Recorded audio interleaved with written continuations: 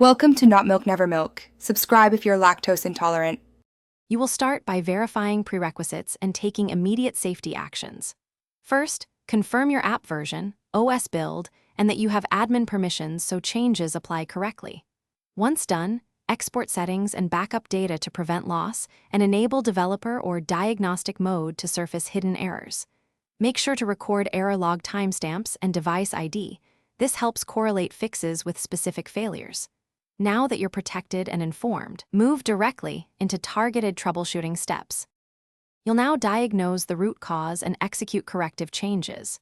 Reproduce the failure consistently, capture logs and stack traces, and take screenshots so you know exactly what to fix. Then compare current config with a known good baseline and change one setting at a time to isolate the culprit. This prevents cascading regressions. After identifying the issue, patch code or update dependencies, rebuild a staging version and run the failing flows. Once green, validate performance and regressions before moving to production. Finish by deploying carefully and confirming the fix under real conditions.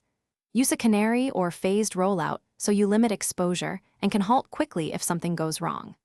Monitor logs, metrics, and user feedback for 24 to 72 hours and compare them to your pre-change baseline to verify stability.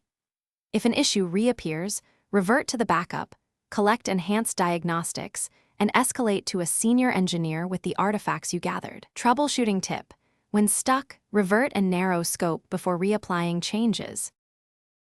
Thanks for watching. If this was helpful, leave a like and consider subscribing. See you next time.